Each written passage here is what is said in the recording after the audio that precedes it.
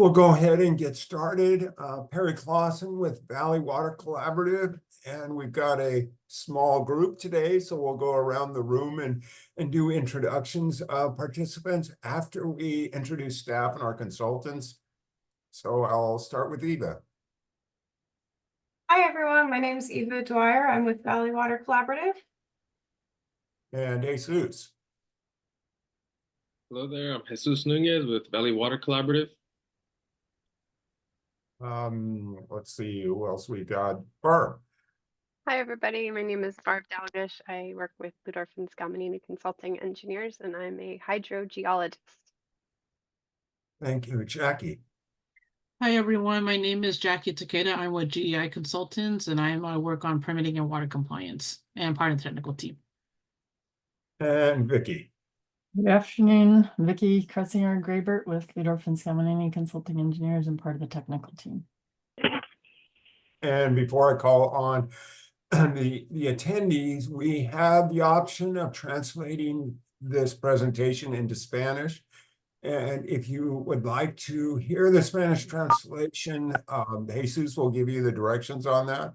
And so, Jesus, go ahead and translate that, and we'll go around the room and introduce the others that are attending. Hola, bienvenidos a la Junta. Esta Junta está disponible en español. Si quisiera escucharla en español, por favor, alce la voz o puede hablar o hacer la pregunta que si quiere escucharla en español. Va a haber un cuarto de traducción disponible si es que quieren escucharla en español. Okay, we'll go around and do some introductions of the participants. Don. On City of Davis wants water conservation and outreach. Yana. Hi, everyone. I'm with Yolo County. I'm the County Service Areas Manager. Thomas. Hey, sorry, I just now joined. We just doing quick intros? Yes. Okay, sorry for being a little late. My name is Tom Helm. I'm the co-founder and co-project director of Valley Improvement Projects. We're a northern San Joaquin Valley, especially Stanislaus County based environmental justice organization, and been following this since I think pretty early on, the beginning maybe of this whole process. Thanks for having me again. Yeah, thanks, Tom. Tom is a veteran of many Valley Water Collaborative meetings in Modesto and Turlock. So thanks for joining again. Falia. Good afternoon. I'm Talia Gastelum with California Rural Legal Assistance. Thank you, Falia. Laura. Hi, everyone. Good afternoon. This is Laura Placencia with Valley Improvement Projects. I'm a community organizer. Thank you, Laura. Sarah. Hi, I'm Sarah Lopez with Central Coast Water Quality Preservation, Inc. We do irrigated lands program compliance for farmers on the Central Coast. Thanks, Sarah. Orville. Yeah, I'm Orville McInnes. I'm the watershed coordinator with the Westside San Joaquin River Watershed Coalition. I represent agriculture. Thank you, Orville. Bethany. I'm Bethany Soto. I'm with the Regional Water Quality Control Board. Thank you, Josie. Good afternoon, everyone. Josie Teller, City of Davis, Yolo Basin Management Zone. Thank you. Thank you. Thank you, Josie. Ruth.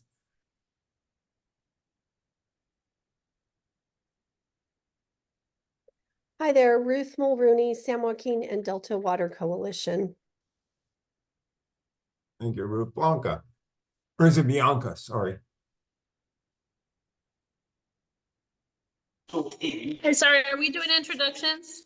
Yeah, just your name and your organization, please. Good afternoon. My name is Bianca Lopez. I'm co-founder of Valley Improvement Projects. Great, thank you. And then we have a phone number, 559-623-2457. Hi, my name is Fernando Sines. I am the operations manager for Specialized Utility Services Program. We're contract operators for Yolo County Wild Wing CSA. Okay, great. Let's see, Bethany. Oh, is there a second Bethany? I think we No, already no. did Bethany. Yeah, you already did me. I did you already. Okay, sorry. And we had some of you joined late, and we have Spanish translation available. So sorry, ASOS, I'll make you repeat your that statement, please. Hola, bienvenidos a la junta. Si quisiera escuchar esta junta en español, va a haber una opción para la traducción de esta junta. Por favor, háganoslo saber si la quiere escuchar en español. Gracias. Okay, great. So Jesus, quick question. Do we have an icon for them to click on at the bottom of the screen for translation, or? It would depend. If they're on Zoom, they can raise their hand, they can speak up, they can send something in the chat. If they're over phone, my suggestion for them is just to speak up and ask if they want it in Spanish. Yeah, and then because once we either will start the interpretation, which means that anyone who joins, there will be an interpretation button at the bottom and they can choose Spanish as the option. Okay, great. Well, we'll get started with our PowerPoint presentation.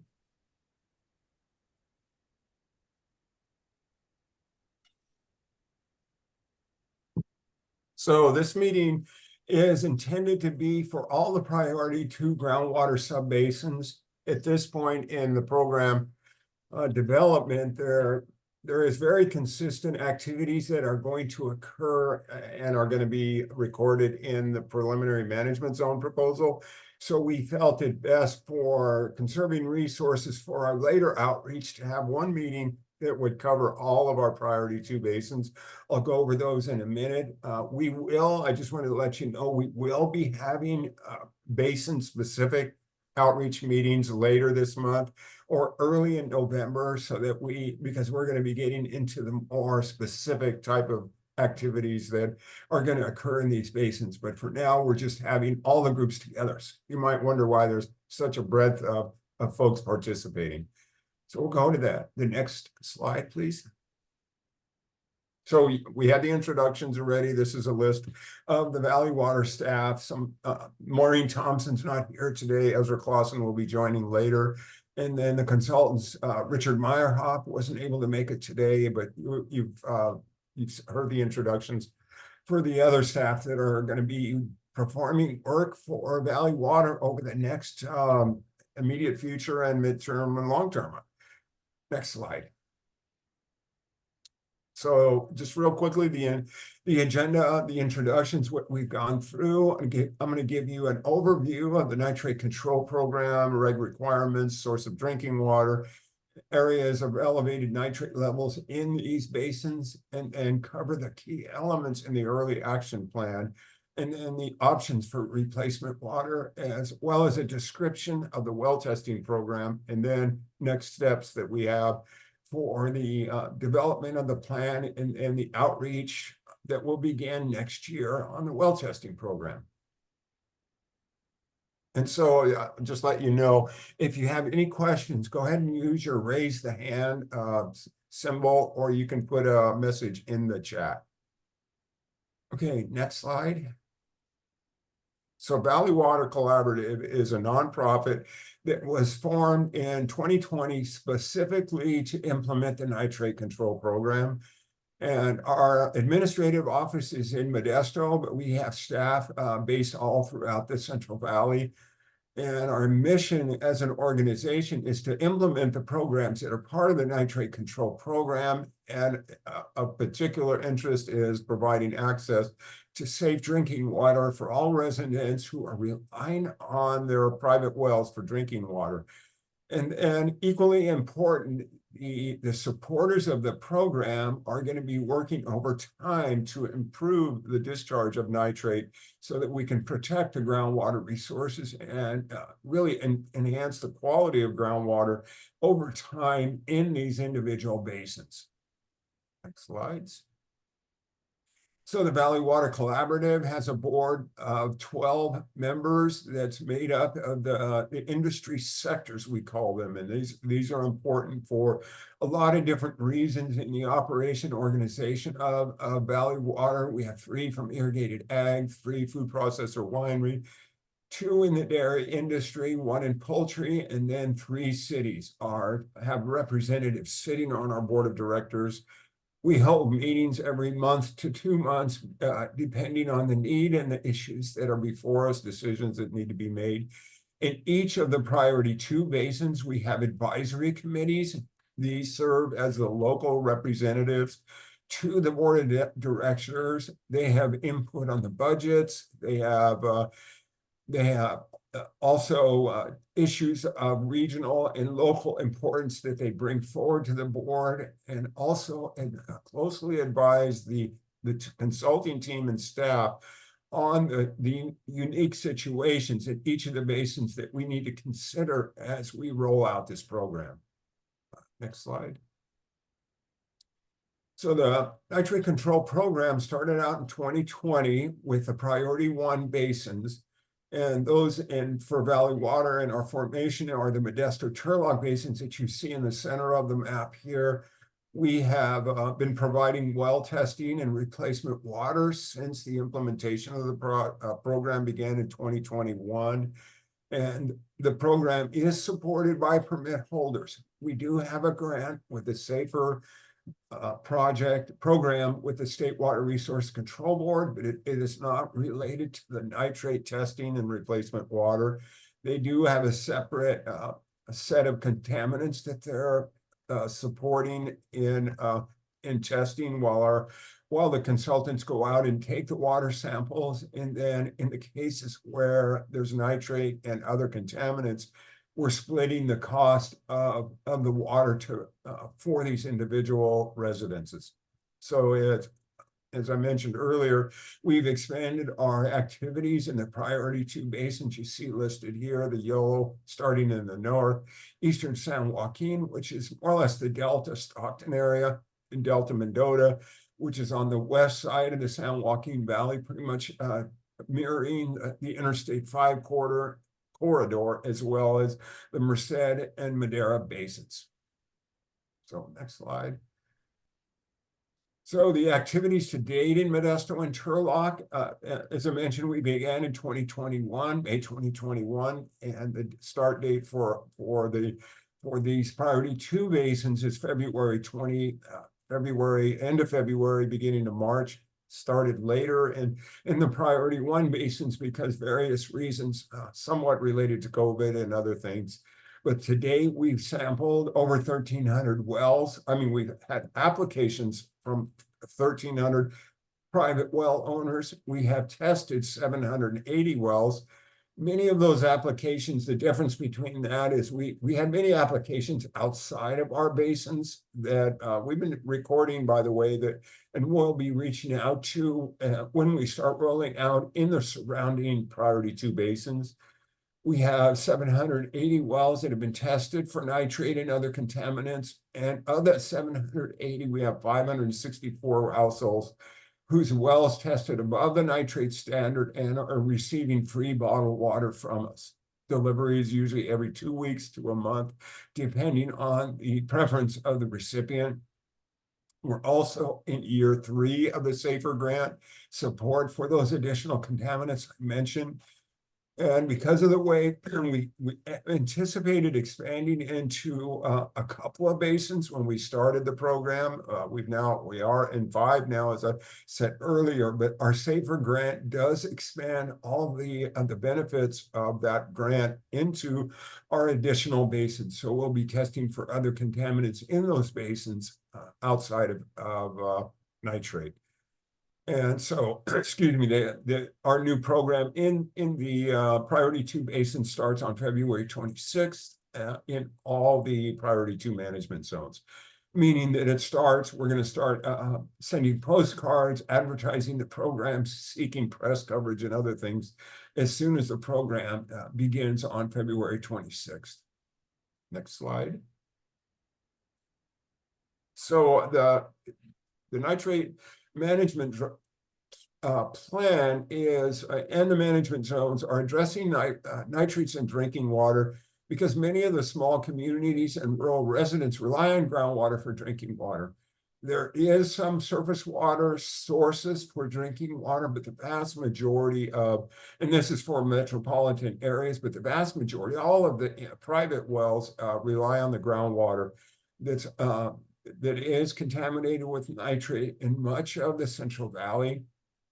So we're working now with this program with replacement water to develop short-term solutions, which is the bottled water, but also developing and identifying the long-term solutions that may address nitrate contamination in these management zones.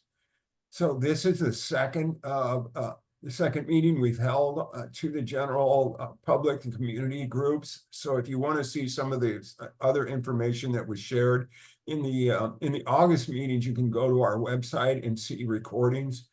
And as I mentioned early on as well, we're still planning, we will be planning other meetings as we have the draft plan available for review and comment in each of these individual priority 2 basins. So next slide. So we're beginning this process now. This is kind of the starting gate of beginning to identify who the community organizations that we can work with that can help us bring this safe drinking water to the rural residences that have private wells. And in the case of the individual communities, we want to tailor solutions that fit the needs of these areas. So the nitrate discharge sources are the entities and the industries that have nitrate in their discharges are completely involved in this program: irrigated ag, dairy and poultry, urban wastewater treatment facilities, and food processors and wineries. They are providing input to the program. They are funding the program from the nitrate side of the requirements. And we're really actively seeking any input you have on reaching these target audiences, these rural residences, and in developing the drinking water solutions that will fit the needs of these rural residences. I say rural because most of these private domestic wells are in the rural areas. We do have some isolated wells that are in the islands of the city domains that are still on wells. We accept applications from them, and we actually are delivering water to some of these residences that still have wells, despite the fact they're encompassed or surrounded by a public water system. So the next slide. So Zoom has a cool function that we can do a little survey of you all that are on this call. And it's going to be popping up here quickly, and it gives us a chance to understand and identify who is in this meeting. We'll give you the results here after we close the survey. So if you could go to this poll that appears on your screen and answer these questions on where you heard about Valley Water Collaborative, and then how familiar and your familiarity with the nitrate control program.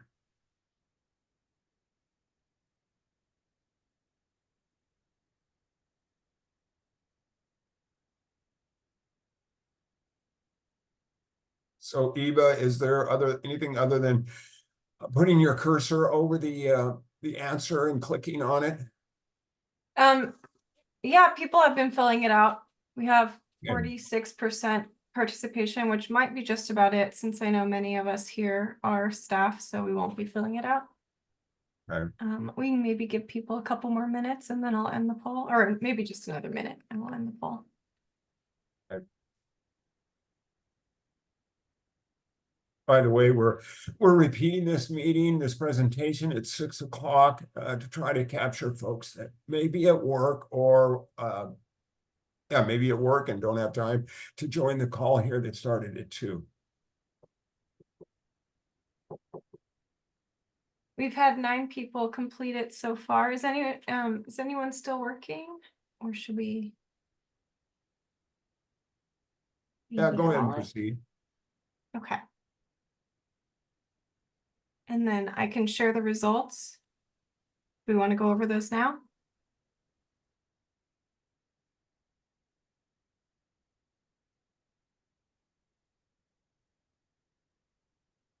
Barry, would you like me to share the results? Sure, go ahead. Okay. So now everyone should be able to see the results, I believe.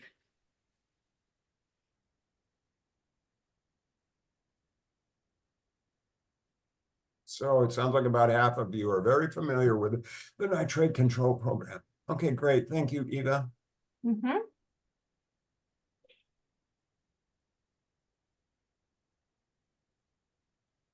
Right. Okay, Barbara introduced herself earlier. Barbara Dalgish is the one that's doing a lot of the work, help create the colorful maps you see in our slide, and she'll be showing better views of those maps so you can see the details. So Barb? Thank you.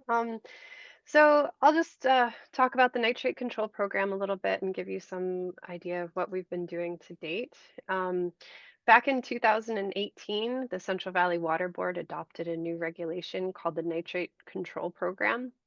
The nitrate control program was designed to help solve nitrate issues in the Central Valley by laying out 3 goals that you see on the slide. So the first is providing safe drinking water supplies. The second is reducing nitrate impacts to water supplies. And the third is restoring groundwater quality, with a caveat that restoration has to be reasonable, feasible, and practicable.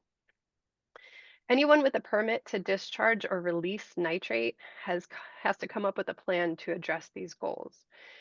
Many of these people and entities have joined forces to create a local management zone that fosters collaborative, cost-effective nitrate solutions. The first step took place in 2020 when stakeholders formed the Valley Water Collaborative, or VWC for short, to serve the Modesto and Turlock areas, which are the pink areas on the map on the right side of this slide. Those are deemed priority 1 by the Central Valley Water Board, and so because they had the highest issues with nitrate at the time. So now the focus is shifting to address nitrate in the priority 2 areas, which include the areas in light yellow on the map to the right. So the Valley Water Collaborative, as Perry mentioned, has expanded its efforts into these new areas, starting in the north with Yolo and then going south down all the way to the Madera area. And each of those are forming their own management zones under the Valley Water Collaborative umbrella. So if you're interested in learning more about the nitrate control program, I encourage you to check out the website at the bottom of this slide. It's www.cvsalinity.org/nitrate-control-program. And there's a lot of useful information on there as well. So why do we care about nitrate and having safe drinking water? Well, back in 2012, the California state became one of the first states to recognize the human right to water. And they made it into a bill called Assembly Bill 685. And basically, that's the state's legislature to explain that every human being has the right to safe, clean, affordable, and accessible water adequate for human consumption, cooking, and sanitary purposes. So that's what the human right to water is all about. Nitrate is just one chemical among many others that can make your water unsafe to drink. But nitrate is kind of tricky. You can't taste it, you can't smell it, you can't see it in the water, and you can't boil it out of water. And at certain levels, nitrate can reduce the blood's ability in your body to absorb oxygen. So it could be unsafe. And as Perry mentioned, unfortunately, there are a lot of areas in the Central Valley that have nitrate contamination. And the only way to know if your water has high nitrate or unsafe levels of nitrate is to test the water in a laboratory. So because nitrate is such a common issue, it's important to know where you get your drinking water from. So if you drink water that came from a well, there are two main sources. The first is a private domestic well, and the second is a public supply well that provides water to a public water system. If you pay a water bill, then you likely get your water from a public supply well. If you get your water from a private domestic well, then you might need to take action to find out if your well has high nitrate. As I mentioned, the best way to find out how much nitrate might be in your water, a sample must be tested in a laboratory. Public supply wells that provide water to a public water system are required by the state or the county to be regularly tested for nitrate and many other chemicals. Public water systems are also required to provide their customers with the results of those laboratory tests in a document called Consumer Confidence Reports, which you could find online by Googling the name of the company that you pay your water bill to and Consumer Confidence Report. Private domestic wells, on the other hand, are not required to be regularly tested. So a well test would be needed to measure the amount of nitrate in that water. The Valley Water Collaborative is currently trying to identify areas where drinking water might have elevated or high nitrate levels. So we're doing this in order to help locate domestic wells that might have unsafe nitrate levels. So the Valley Water Collaborative is using science to help us identify areas where nitrate is high and maybe unsafe in groundwater, and translate that into figuring out how many domestic wells and residents might be affected by nitrate. So we start this process by gathering as much data or information on groundwater nitrate conditions as we can. This involved gathering and compiling publicly available groundwater quality data of nitrate concentration measurements and supplementing that data with requests to specific counties that might have extra nitrate data. So we're most interested in recent conditions. So we focused on the data and measurements coming from 2010 and on. And the reason we did that was because, conditions can change over time. And if we had a sample from, say, the 1950s, we probably don't want to assume that the concentration of nitrate from the 1950s is what the concentration in a well today would look like, right? So we're focusing mostly on recent conditions. We also did some mapping to help categorize nitrate data into different well depth categories. And we used a statistics tool to estimate nitrate levels in groundwater between known data points in order to develop maps of current nitrate conditions like the map on the right side of your screen. So we're primarily focused on the upper portion of the groundwater aquifer called the upper zone. The upper zone is the part of the groundwater where most domestic wells pump their drinking water from. So the map on the right was created using recent or post 2010 nitrate measurements and the steps that I just described for the upper zone. So we use what we know to estimate areas that we don't know to get an idea of what the ambient or sort of background concentration of nitrate is in groundwater across the areas, these priority 2 areas that we're talking about. So the state has determined that the safe drinking water limit or maximum contaminant level, or MCL, as you might have heard, is 10 milligrams per liter as nitrogen. But here when we talk about elevated nitrate levels, I'm talking about the orange and the red areas on the map where nitrate levels are above 3/4 of the maximum contaminant level, or MCL. So the red and orange areas represent areas where we are estimating the concentration of nitrate to be greater than 7.5 milligrams per liter as nitrogen. The yellow and green areas indicate low nitrate areas, and you can see some blue shapes scattered over the red to green shading. And those blue shapes represent the locations of public water systems that are regulated by the state or local government to ensure that they are providing safe drinking water to their communities. So the analyses and mapping that I just described was used to prepare a preliminary estimate of the number of private domestic wells and the population of residents that are potentially affected by elevated nitrate levels. And again, when I say elevated, I mean those red and orange shaded areas on the map to the right that have estimated nitrate levels above 7.5 milligrams per liter as N. For the priority 2 areas, so Delta Mendota, Eastern San Joaquin, Madera, Merced, and Yolo, preliminary estimates of the number of domestic wells and population of residents located outside of public water system boundaries within areas of elevated nitrate levels are provided on this table. So I'm not going to go through all the numbers, but you can see for yourself that it kind of it has a wide range. Some areas have more red, some areas have more yellow and green. Some areas don't have a lot of domestic wells, and some areas have a lot of domestic wells, and similarly with the population. So we're going to pause and do our second poll, survey questions. Eva, if you wouldn't mind bringing that up. Thank you.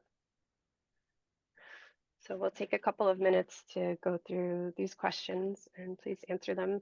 Remember the question about where you get your water from. If you pay a water bill, like a utilities bill for your water, then you are probably getting your water from a public water system. So that will help you answer number 2.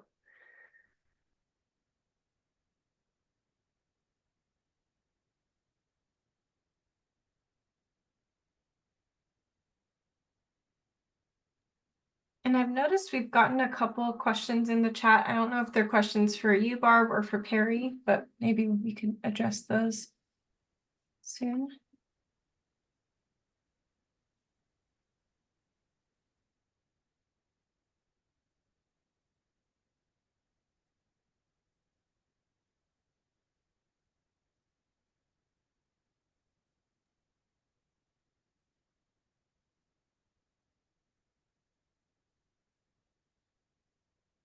So I'll answer the first one. I'll respond to it. I won't answer it. Turlock and Modesto from Highway 99 west is very sandy soils. And sandy soils tend to facilitate the leaching of nitrate. And the groundwater is relatively shallow compared to other areas of the Central Valley. For instance, groundwater in some areas near the river on the western edge of the basin, it's 30 to 50 to 60 feet to groundwater. So the potential for groundwater to be contaminated by fertilizer, by dairies, by any of the discharge, municipality discharge to land over the last 100 years has caused the accumulation of nitrates to the levels that you see.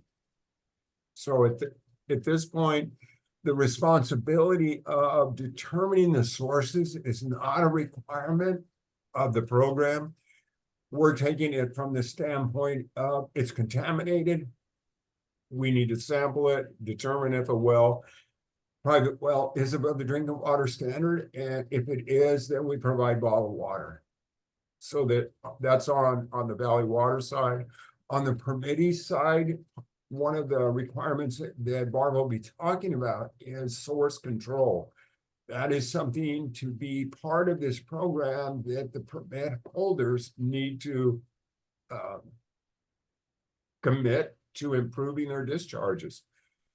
And we have to show progress every 5 years of what are we doing both on supplying bottled water and well testing to the regional water board, but also what are we doing as industry sectors to address nitrate leaching into groundwater. So the second one, Barb, you want to answer that one? Sure. So I think before that, okay, so there was a question about improving overall groundwater quality, so by limiting discharge. So if you remember the 3 goals of the nitrate control program, the second one was reducing the discharge, the nitrate discharge. So that is part of it. And then the third one was about restoration, right? Restoring the groundwater quality and improving it overall. So yeah, so the second and third nitrate control program goals are addressed a lot in the management zone implementation plan, which is kind of the ultimate guide that each management zone writes. And right now, the priority 1 subbasin, so the Modesto and Turlock management zones, have a management zone implementation plan submitted to the Regional Water Quality Control Board. And so I encourage you to take a look. It's a very big document. It has a lot of really great information in there, all about what you're asking about the nitrate reduction program, how each sector plans on reducing their impact, their nitrate impact on groundwater, and what those milestones are in the future, how they're going to achieve that. There's also sections about the long-term solutions for drinking water. So how the management zones are going to work with communities to identify long-term drinking water solutions. We've established a sort of methodology to identify or prioritize areas within each management zone to focus our efforts on these long-term drinking water solutions, so that we can, apply our resources to the most urgent needs first, and then, deal with the rest of the areas over time as well. The maps that Yana asked a question about, are all the elevated red areas under the state MCL, or does 7 and above mean that some areas are under the state MCL, some above? So, okay, if you remember, there was red and orange, and that indicated elevated nitrate levels. And we're concerned with areas where nitrate is elevated, which means it may or may not be above the MCL. The red areas, that was above the MCL. So that was above 10 milligrams per liter as N. That is what the state has deemed the safe drinking water limit for nitrate. The orange areas were in that sort of grayish area, right? It's like 3/4 of the way to the MCL. So we still consider that to be at risk. Those nitrate concentrations could go up, they could go down over time. So we want to keep our eyes on that, and we want to make sure that, those areas we're paying attention to them. And as Jackie will discuss in the early action plan and the procedures for the well testing, the domestic well testing program, those wells that are in that gray area, in that in between, the orange shaded area where it's not quite above the MCL, so it's not deemed unsafe, but it's close. Those wells will get retested every year to make sure that they, stay safe or below the MCL. And then let's see, Bianca mentioned a bunch of questions about a map of the wells that have been tested, talking about the 5-gallon water jugs for the households. Yeah, Barbara, let me address that. So if you hang on to the end of the presentation, I'll share a slide that shows a map of these wells, of the residences that are receiving bottled water. And then 5-gallon jugs. Some of the deliveries are 1 gallon, some are 5, 2.5, and some are 5. Or is it 3? 2.5, 3. It's 3. Say again, Eva? It's 3. They can choose between 1 gallon, 3 gallon, or 5-gallon bottles. Okay. Yeah, and then the next question. Yeah, the 216 are either in the 7.5 to 10, which, as Barb said, we're going to retest, or the below 7.5. And is there a public list of sources of pollution in Stanislaus County? And the industry sectors that I outlined before: irrigated ag, dairy, public water system, public water treatment systems, wine and food processor, all have waste discharge permits if they have nitrate in their discharges. Now, whether any of those individuals or collective industry sectors are contributing is a question we don't have. An answer that I don't have for you right now. If you really want to know specific facilities, you can go to the Regional Water Board and request the permit reports that are submitted by individual dischargers to determine what the discharge amount is in both volume and in content or in nitrate levels. But we don't collect that information at this time.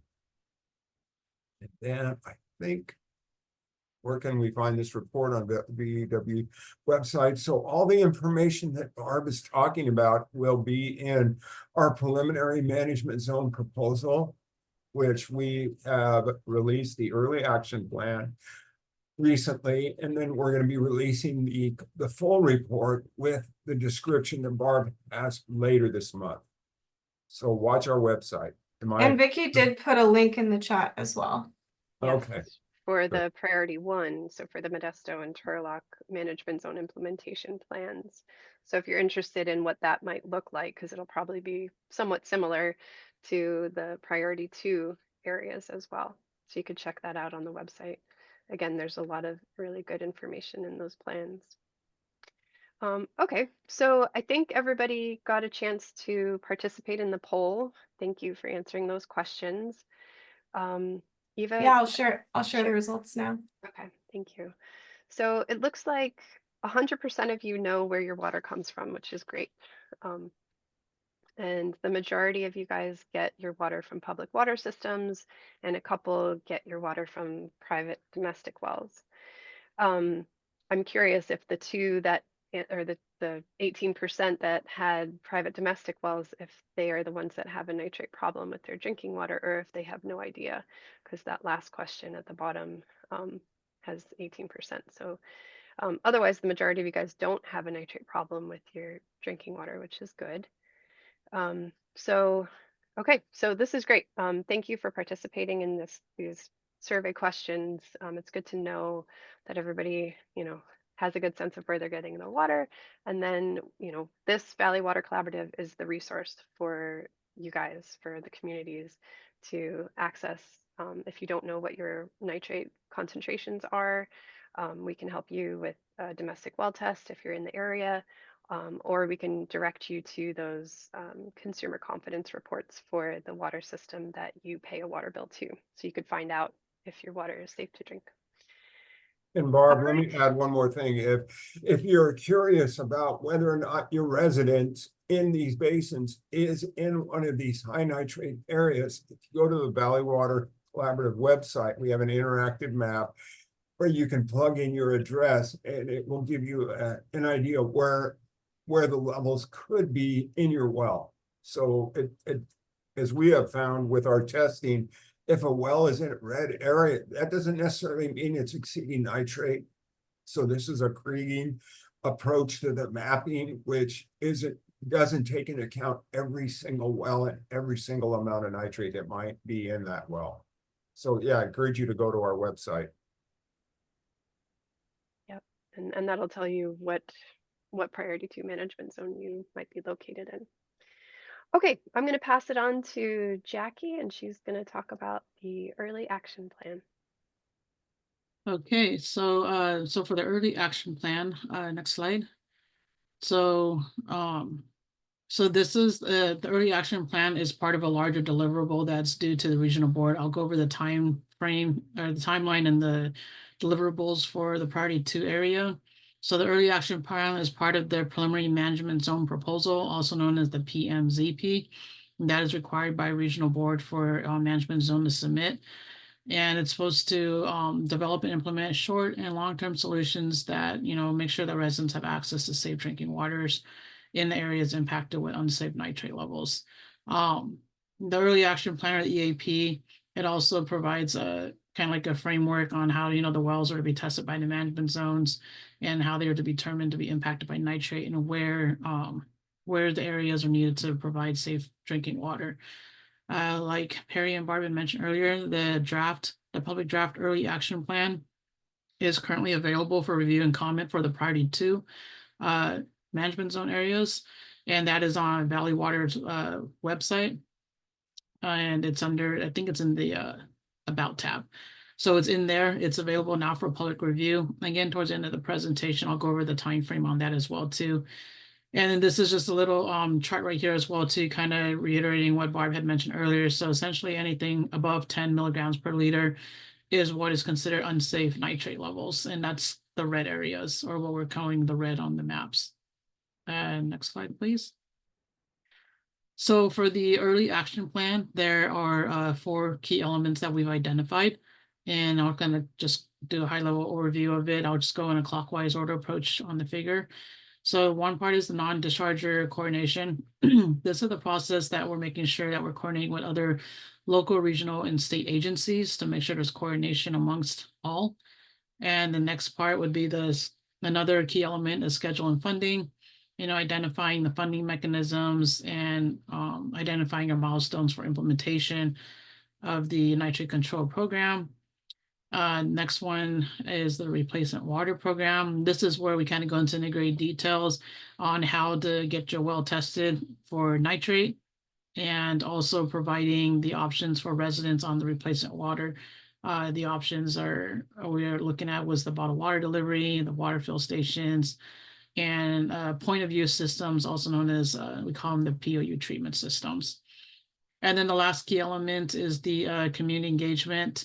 That is the local input that we're getting on the early action plan development, and also identifying those proposed solutions. And the focus of this presentation is going to be on the replacement water program, essentially the items there with the key element of the early action plan.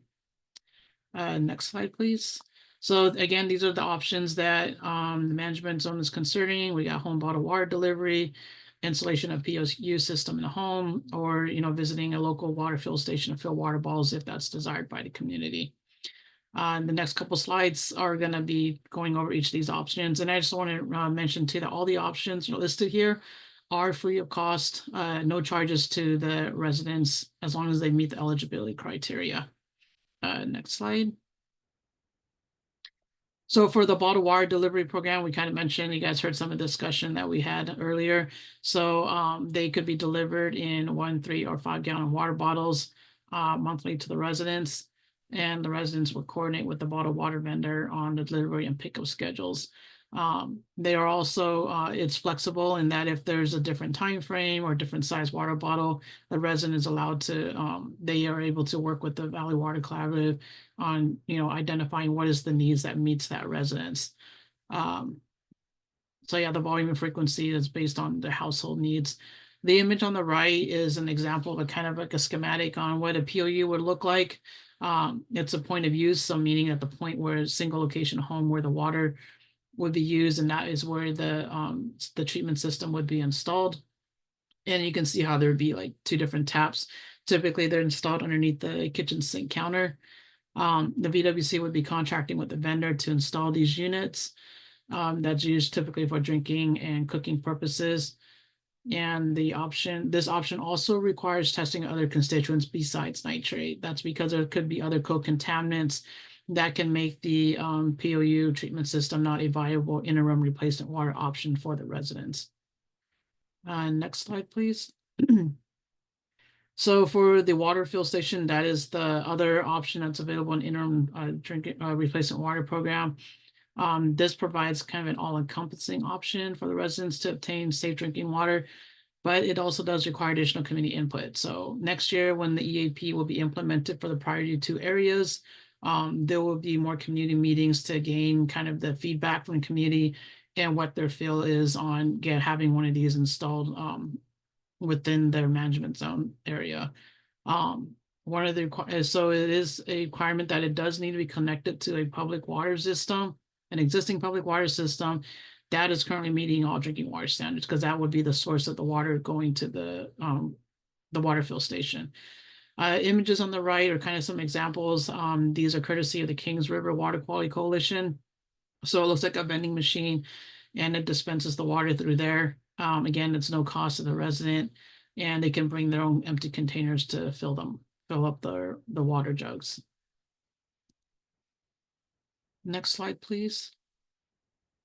So how is a resident how does a resident know if their well is exceeding the nitrate levels? So again, kind of like what was mentioned earlier, some discussion, just because the maps have shown some red areas doesn't necessarily mean that resident well may have elevated nitrate levels. Those are just by creating efforts that were done. So the best way is that if a resident's within the management zone is to go ahead and contact the VWC to have and request for a well test to be completed. As again, it's no cost to the resident to do that. Results will be provided. The VW representative will come to the house and test the well water for you, and results will be provided to you. And based on the result, that determines the next step for how the resident would move about the program. And then another side note is that if there's other funding available in place, then other contaminants can be tested as well. But the primary constituent that the management zones are required to test for is nitrate.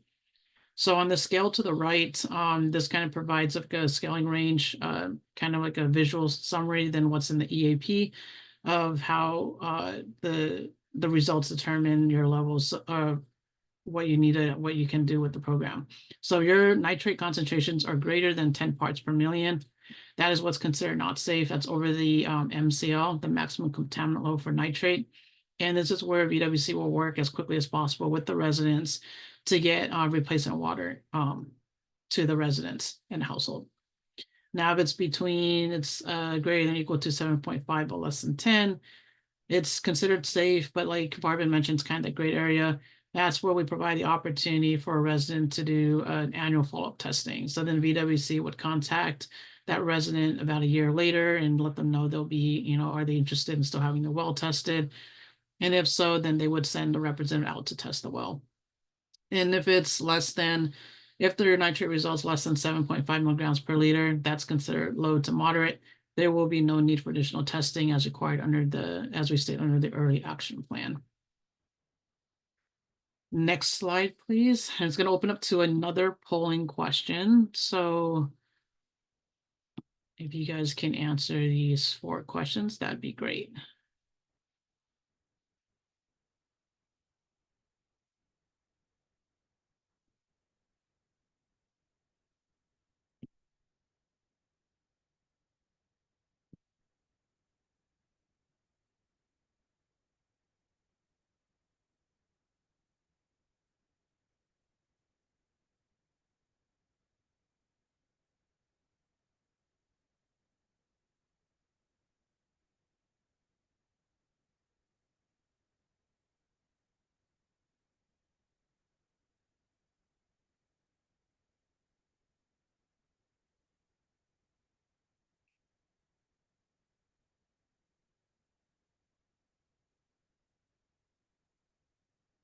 Eva, has everyone answered yet? No, it looks like only one person has replied so far. Okay.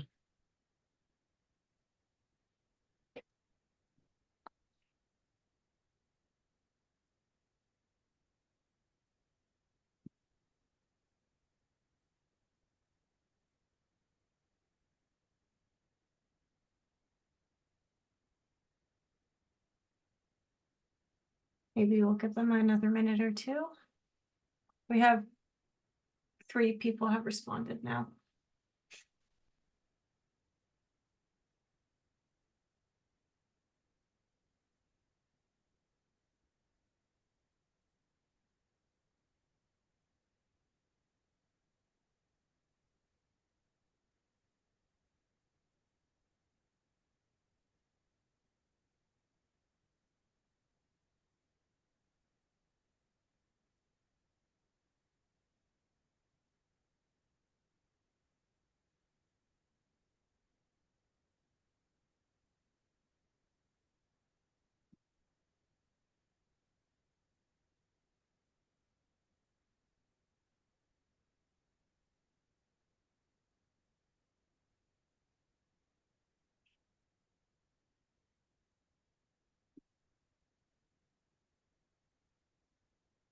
Looks like people are still filling it out.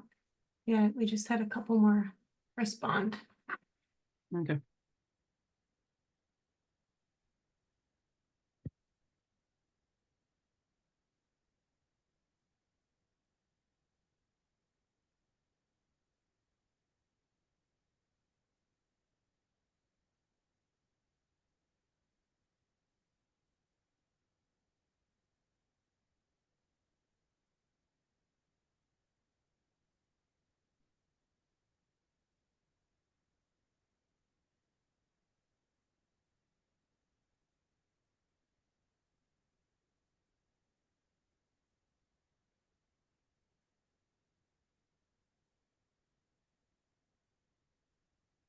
Is anyone else still working on the survey?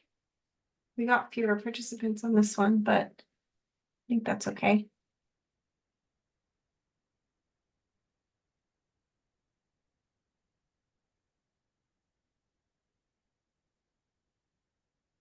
Okay, unless I hear anything, I think I'll end the poll there and share the results.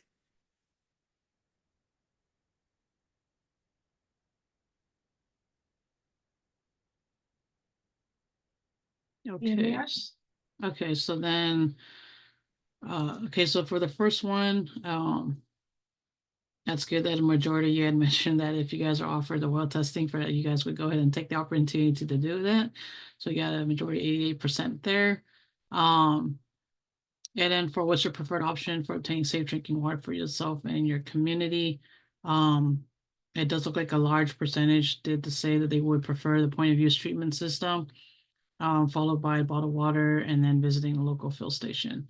So that's just kind of good information for us to know. So, you know, if there is a point of use treatment system installed, like I mentioned earlier, the VWC with the safer grant they currently have right now is able to test other co-contaminants just to make sure there's no other, you know, making sure it's a viable option as well too. There's no other co-contaminants that would hinder the treatment effectiveness. So the third question, if you're unable to use a water fill station, what's the most important reason? It looks like a lot of you guys had mentioned 57% so that you would be able to access it without any problems. Followed by the next one is that if it's too far away from where they live. That is good to know when we do get into the EAP implementation. We have community meetings next year. Those are some of the questions they would be asking the community is, okay, if they do want one, you know, what's kind of the distance somebody's willing to travel, like 1 mile, 3 miles, 5 miles away. And then also, you know, working with the community, the residents on where would be the best place to put one as well too. I mean, one of the criteria that's mentioned in early action plan is ideally it would be somewhere where residents frequent a lot. So it's just easier to get, you know, if you're going to the grocery store, if you're nearby there, you can get your water filled up there as well too. And then 14% mentioned they do not have a reliable transportation. The last question, okay, so yeah, it's right here. How far are you wanting to travel? So a lot of the 50% of you guys had mentioned about 3 miles seems to be that sweet spot right there. 3 miles that you guys would be wanting to travel to get to fill up your water from a water fill station. So thank you everyone again for these poll questions or the responses to this is pretty helpful and it provides feedback to the VWC on the early action plan on these options. So next slide, please. All right, so then I'm going to go over the next steps right now and the coordination that the next coordination we're going to be having with the community. Next slide. So this is the diagram that I mentioned earlier for the key milestones regarding where we are with priority 2. So in this presentation here, we did kind of discuss on priority 1 as well too, because Modesto and Turlock are part of Valley Water Collab as priority 1 area. So for that case, priority 1 is all the way at the right side already.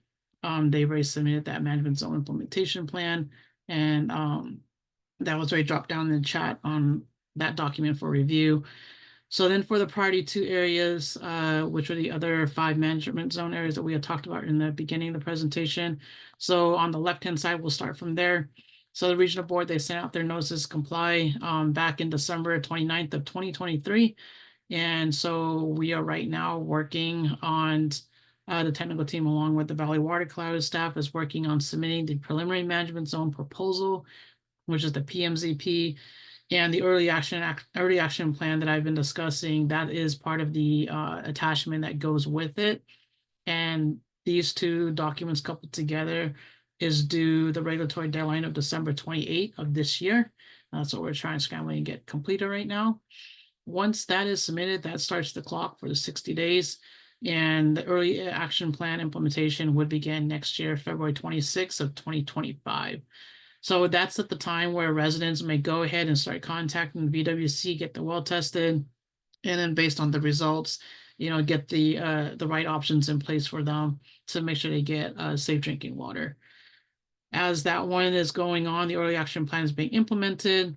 Then we'll be starting to work on submitting the final management zone proposal, also known as the FMZP. And we're anticipating this would be due about December of next year. And when that one is submitted, then we would start the clock for working on the management zone implementation plan. That is a larger submittal that talks about other items on the long-term side. And we're anticipating that one will probably be submitted and due to regional board around December 2026. Like I mentioned, this also does identify long-term drinking water solution. There's a restoration section, items like that inside there. At the same time, in parallel, the early action plan, the implementation does continue, and it will continue until there's a long-term solution in place for any residents that are where nitrates exceeding the drinking water standard of 10. The dates here after February 2026, 2025, they are estimated based on what we know when working with the regional board in priority 1 area. So those are kind of the dates we're at right now on the entirety of priority 2 submittals. And next slide, please. So the upcoming community participation, and we're always asking for community to please come to the meeting so they can provide us their feedback. We already had one event back in August where we kind of introduced the program. If you missed that recording, that's available on VWC's website under the meetings tab. We're currently at the second event, and we're anticipating the third one targeting the week of October 28th, and that one we are looking at doing that as a hybrid option. So there will be ability for residents to attend in person and also through the virtual platform on Zoom as well.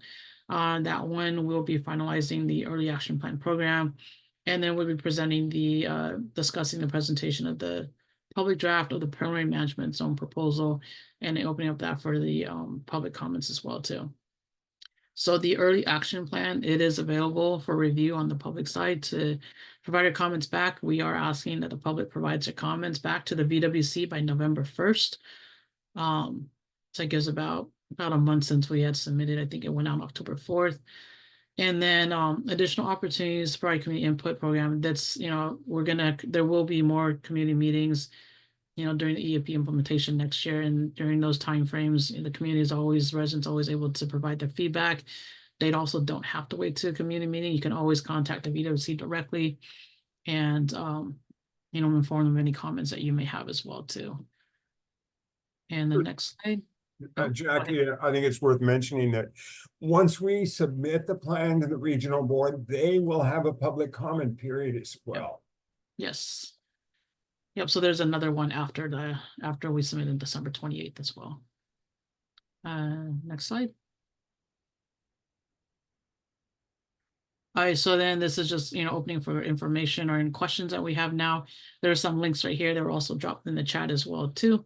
The VWC's website, contacting Perry directly, the nitrate control program, just overall the program itself. And then some of the documents have been submitted already as well from the priority 1 management zones. And I believe that is it. We did get a question from Bianca in the chat.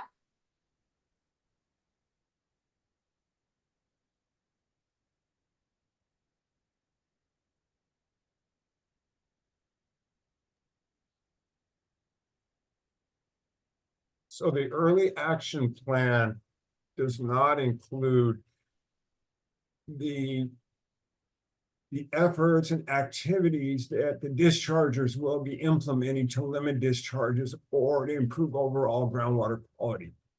The first attempt at that, or not attempt, the first draft of those plans are included in the management zone implementation plan. Yeah, the early action plan is really just like it's just what's the most immediate, temporary solutions essentially to get safe drinking water to residents. And the MZIP, which is submitted later, that kind of provides a plan on how to pursue the long-term solutions. But it's it's a plan right there in that one. Yeah, one thing to add too about those plans or the efforts by the dischargers to limit their nitrate dischargers. Think of Valley Water and the management zone as the umbrella organization that helps facilitate activities in the management zone. Each industry sector and each individual discharger are still regulated by waste discharge requirements. For instance, the irrigated lands program has their nitrogen reporting process. They have the formulas, values, and targets. There's quite an elaborate effort in irrigated ag. Dairy right now is having its order revised by the State Water Board, and then the individual permit holders in those various industries, food processor, wine, and others have other permit requirements, or they have what would they call it, general permits that outline things that these permit holders already have timelines for. So what we are trying to do, or what we are doing as a management zone, is combining these efforts to show across a management zone what we are collectively doing to minimize discharges and then to respond to the impact that past discharges have caused to the aquifer, as in providing bottled water. And Yeah. please, Jackie and Barb, elaborate, Vicky, as well on that. Yeah, and the management zones are not the enforcing entity too. It's the regional board. So they're the ones that will be reviewing. They're the ones that review the submittals based on every discharger has their individual waste discharge requirement or WDR, or they're covered under the general order of whatever's in that, whatever's in general order. And according to that permit, that in order to maintain their status on that permit, they need to follow the monitoring and reporting requirements program, which is the MRP.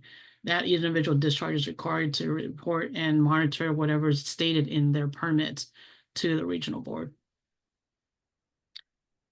And then I think it was a question, is early action plan in Spanish? So the executive summary is in Spanish. And if there's a need to translate the entire early action plan in Spanish, I'm guessing we can do that, Perry, maybe? Yeah, I think we would respond to the individual requests on that, but we, as was said, we only translate executive summary. Yeah. And then on the last question, one other thing to add is, and this is occurring in the priority 1 basins, is the regional board is reopening the permits and including in their permits the management zone implementation plan. We've been checking with the regional board pretty frequently on when are they planning to do that. And the last update on that was they're beginning to open those permits in 2025 to include the requirements in the MZIP. Or not the requirements, but the stated goals and activities in the MSIPs. And each of those permit openings will have public processes for individuals and entities to comment on how the MZEP is implemented or included, as well as other details in those individual permits.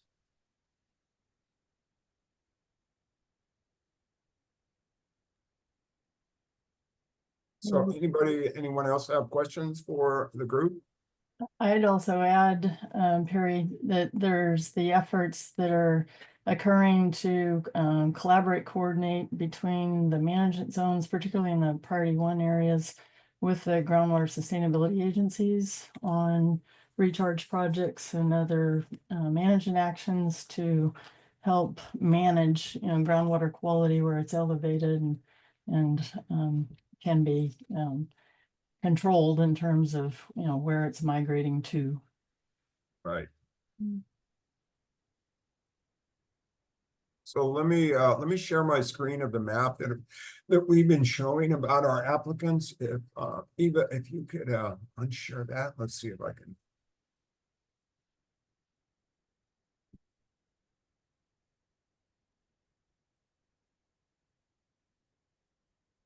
So this is a map, the one on the left, it shows where the applicants have been located in that we have received over the last 3 years. And as you can see, most of them are in the high nitrate areas.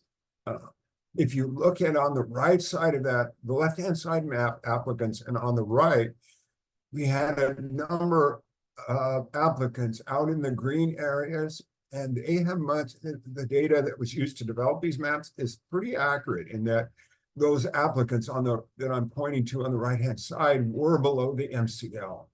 So the mapping that we're doing for these priority 2 basins seems to correlate quite well with what the responses have been.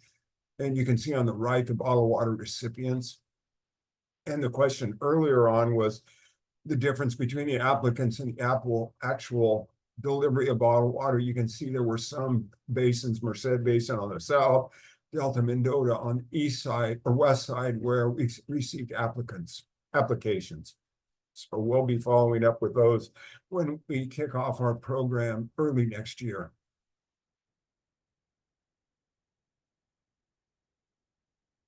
So any questions on that?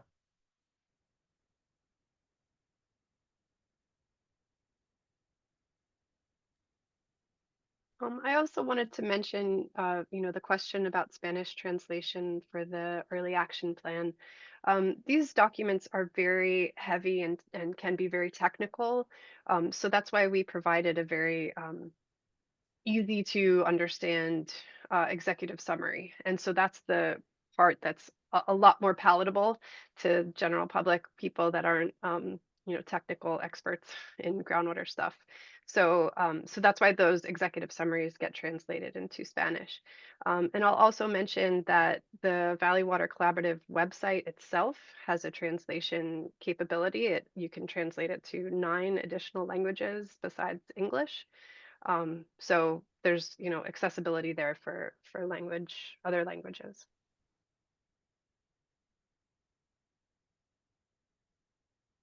Well, thank everybody for joining us today.